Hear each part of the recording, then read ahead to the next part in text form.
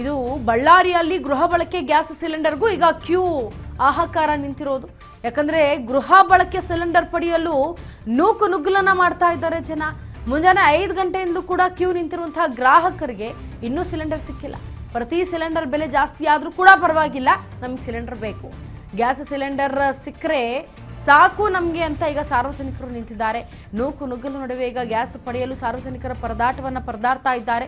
ಕಳೆದ 15 ದಿನಗಳಿಂದ gas cylinder ಸಿಗ್ತಾ ಇಲ್ಲ. ಹಾಗಾಗಿ ಬುಕ್ ಮಾಡಿದ್ರು ಕೂಡ ಗ್ಯಾಸ್ ಸಿಲಿಂಡರ್ ಮನೆಗೆ ಬರ್ತಾ ಇಲ್ಲ.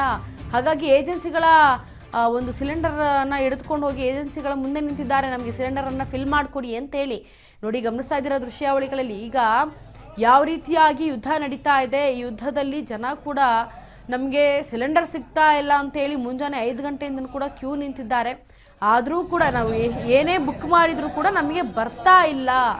ಹಾಗಾಗಿ ನಮಗೆ ಸಿಲಿಂಡರ್ನ ನಮಗೆ ತುಂಬಿಸ್ಕೊಡಿ ಅಂಥೇಳಿ ಈಗ ಕ್ಯೂ ನಿಂತಿದ್ದಾರೆ ಜನ. ಒಂದು ಕಡೆ ಪೆಟ್ರೋಲ್ಗೆ ಜನ ಮುಗಿಬಿದ್ದು ಕ್ಯೂ ನಿಂತ್ಕೊಂಡು ಪೆಟ್ರೋಲನ್ನು ಹಾಕ್ಸ್ಕೊಂಡು ಬರ್ತಾ ಇದ್ರೆ, ಇತ್ತ ಗೃಹ ಬಳಕೆಗೆ LPG ಸಾಲ್ಟೇಜ್ ಆಗ್ತಾ ಇದೆ ಅಂತೇಳಿ ಡೊಮೆಸ್ಟಿಕ್ ಸಂಬಂಧಪಟ್ಟಂತೆ ನಮಗೆ ಗೃಹ ಬಳಕೆ ಕೊಡಿ, ನಮಗೆ ಸಿಲಿಂಡರ್ ಕೊಡಿ, ಅದಕ್ಕೆ ರೇಟ್ ಜಾಸ್ತಿ ಆದರೂ ಪರವಾಗಿಲ್ಲ, ನಮಗೆ ಸಿಲಿಂಡರ್ ಕೊಡಿ ಅಂಥೇಳಿ ಈಗ ಏಜೆನ್ಸಿಗಳ ಮುಂದೆ ಕ್ಯೂ ನಿಂತಿದ್ದಾರೆ ಜನ. ಗಮನಿಸ್ತಾ ಇದ್ದೀರಾ ದೃಶ್ಯಾವಳಿಗಳಲ್ಲಿ.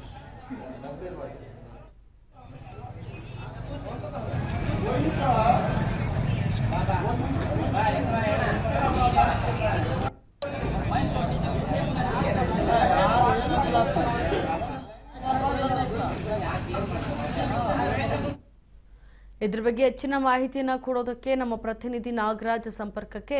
ನಾಗರಾಜ್, ಈಗ ಗೃಹ ಬಳಕೆಗೆ ಸಂಬಂಧಪಟ್ಟಂತೆ ಸಿಲಿಂಡರ್ ಇಲ್ಲ ಅನ್ನೋದು ಈಗ ಒಂದೊಂದಾಗಿ ಸುದ್ದಿಗಳು ಹೊರಗೆ ಬರ್ತಾ ಇರೋದು. ಈಗ ಏಜೆನ್ಸಿಗಳ ಮುಂದೆ ನಮಗೆ ಸಿಲಿಂಡರ್ಗೆ ಹಾಹಾಕಾರ ಇದೆ, ಹಾಗಾಗಿ ಸಿಲಿಂಡರ್ ಕೊಡಿ, ರೇಟ್ ಜಾಸ್ತಿ ಆದರೂ ಪರವಾಗಿಲ್ಲ ಅಂತ ಹೇಳ್ತಿದ್ದಾರೆ. ಅಲ್ಲಿನ ಜನರನ್ನು ಮಾತಾಡ್ಸಿದ್ರೆ ಏನು ಹೇಳ್ತಿದ್ದಾರೆ ಅಲ್ಲಿನ ಜನ, ಪರಿಸ್ಥಿತಿ ಹೇಗಿದೆ ಈಗ? ಇಂಚರ ಇದು ಏನು ನೀವು ವಿಜುವಲ್ ಅಲ್ಲಿ ನೋಡ್ತಾ ಇದ್ದೀರಿ, ಇದು ಒಂದು ಬಳ್ಳಾರಿಯ ಕಂಪನಿ ಒಂದು ಪಟ್ಟಣದಲ್ಲಿ ನಡೀತಾ ಇರ್ತಕ್ಕಂಥ ಘಟನೆ. ಯಾಕಂತಂದ್ರೆ ಬೆಳಿಗ್ಗೆ 5 ಗಂಟೆಯಿಂದಾನೇ ಜನರು ಒಂದು ಮಾಡೋ ಕೆಲಸ ಬಿಟ್ಟು ಕೂಲಿ ಹೋಗೋದು ಬಿಟ್ಟು ಇದೀಗ ಗ್ಯಾಸ್ಗಾಗಿ ಒಂದು ಕ್ಯೂ ನಿಂತಿರ್ತಕ್ಕಂಥದ್ದು.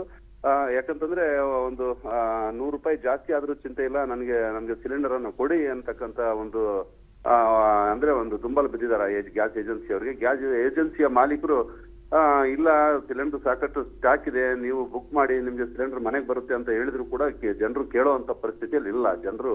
ಯಾಕಂತಂದ್ರೆ ಜನರು ಪ್ಯಾನಿಕ್ ಆಗಿರ್ತಕ್ಕಂಥದ್ದು. ಈ ಒಂದು ಅನಿಲದ ಅಭಾವ ಉಂಟಾಗುತ್ತೆ, ಇನ್ನ ಒಂದು ತಿಂಗಳು ಇನ್ನೊಂದು 15 ದಿನ ಕಳೆದ್ರೆ ತಿಂಗಳುಗಟ್ಟಲೆ ಅನಿಲ ಸಿಗೋದಿಲ್ಲ ಅನ್ನೋಂತ ಒಂದು ವದಂತಿ ಏನು ಎದ್ದಿದೆ. ಇದರ ಹಿನ್ನೆಲೆಯಲ್ಲಿ ಜನರು ಬೆಳಗ್ಗೆ ಮುಂಜಾನೆ 5 ಗಂಟೆಯಿಂದನೇ ಹೋಗಿ ಏಜೆನ್ಸಿಯ ಮುಂದೆ ಬಾಗಿಲು ತೆಗೆಯೋದಕ್ಕಿಂತ ಮುಂಚೆ ಕ್ಯೂ ನಿಂತಿರ್ತಕ್ಕಂಥದ್ದು, ಮತ್ತೆ ಈ ಒಂದು ಸಿಲಿಂಡರ್ಗಾಗಿ ಒದ್ದಾಟ ನಡೆಸಿರ್ತಕ್ಕಂಥದ್ದು. ಏನು ಏಜೆನ್ಸಿ ಮಾಲೀಕರು ಸ್ಪಷ್ಟಪಡಿಸ್ತಾ ಇದ್ದಾರೆ, ನಿಮ್ಗೆ ಸಿಲಿಂಡರ್ ಬರುತ್ತೆ, ಯಾವುದೇ ಆತಂಕ ಪಡಬೇಕಾಗಿಲ್ಲ, ಸ್ಟಾಕ್ ಇದೆ ಅಂದ್ರೂ ಕೂಡ ಅಂತ ಕೇಳೋ ಮನಸ್ಥಿತಿಯಲ್ಲಿಲ್ಲ. ಒಟ್ಟಾರೆಯಾಗಿ ಈ ಗ್ಯಾಸ್ ಗೊಂದಲ ಇನ್ನೂ ಕೂಡ ಬಗೆಹರಿದಿಲ್ಲ. ಜನರಿಗೆ ಈ ಒಂದು ಮಾಧ್ಯಮಗಳಲ್ಲಿ ಬರ್ತಕ್ಕಂಥ ಸುದ್ದಿ ಮತ್ತು ಸಾಮಾಜಿಕ ಜಾಲತಾಣಗಳಲ್ಲಿ ಹರಿದಾಡ್ತಾ ಇರ್ತಕ್ಕಂಥ ಸುದ್ದಿಗಳ ಹಿನ್ನೆಲೆಯಲ್ಲಿ ಗ್ಯಾಸ್ ಇಲ್ಲ ಅಂತಂದ್ರೆ ಮತ್ತೆ ಈ ಕೊರೋನಾದಲ್ಲಿ ಬಂದಂತ ಒಂದು ಸಂಕಷ್ಟ ಮತ್ತೆ ನಮಗೆ ತಲೆದೋರ್ಬೋದು ಅನ್ನೋಂತ ಒಂದು ಆತಂಕದಲ್ಲಿ ಜನರು ಈ ರೀತಿ ಗ್ಯಾಸ್ ಏಜೆನ್ಸಿಗಳ ಮುಂದೆ ಕ್ಯೂ ಆಗಿ ನಿಲ್ತಾ ಇರ್ತಕ್ಕಂಥದ್ದು. ಇಂಚರ ನಾಗರಾಜ್, ಹಾಗಿದ್ರೆ ಏಜೆನ್ಸಿಗಳು ಏನ್ ಹೇಳ್ತಿದ್ದಾರೆ? ಗ್ಯಾಸ್ ಸ್ಟಾಕ್ ಇದೆ ಅಂತ ಹೇಳ್ತಿದಾರಾ, ಇಲ್ಲ ಅಂತ ಹೇಳ್ತಿದಾರಾ? ಈಗ ಏನಂದ್ರೆ ಬೆಳಗ್ಗೆಯಿಂದನೂ ಕೂಡ ಈ ಅವರಿಗೆ ಒಂದು ಕೆಲಸ ಮಾಡ್ಲಿಕ್ಕೆ ಆಗದ ರೀತಿಯಲ್ಲಿ ಜನರು ಎಲ್ಲ ಒಂದು ಖಾಲಿ ಸಿಲಿಂಡರ್ಗಳನ್ನು ಹಿಡಿದು ಅವರ ಒಂದು ಏಜೆನ್ಸಿಗಳ ಮುಂದೆ ಜಮಾಯಿಸ್ತಾ ಇರೋದ್ರಿಂದ ಅವ್ರಿಗೂ ಕೂಡ ಇವಾಗ ಬಹಳ ತಲೆನೋವಾಗಿರ್ತಕ್ಕಂಥದ್ದು.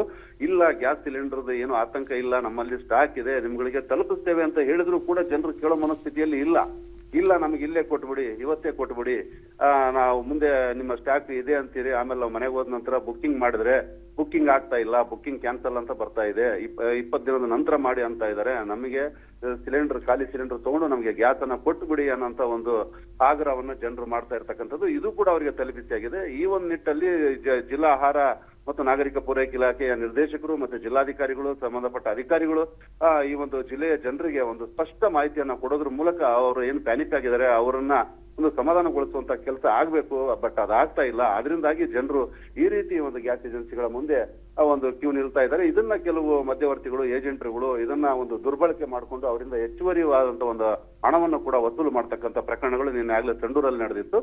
ಜಿಲ್ಲೆಯ ಎಲ್ಲಾ ಕಡೆನೂ ಇದೇ ರೀತಿಯ ಇದನ್ನ ಒಂದು ದುರುಪಯೋಗ ಮಾಡಿಕೊಳ್ಳುವಂತ ಸಾಧ್ಯತೆಗಳು ಬಹಳ ಹೆಚ್ಚಾಗಿರ್ತಕ್ಕಂಥದ್ದು. S Nagaraj, thank you so much ನಿಮ್ಮೆಲ್ಲ ಡೀಟೇಲ್ಸ್ಗಾಗಿ.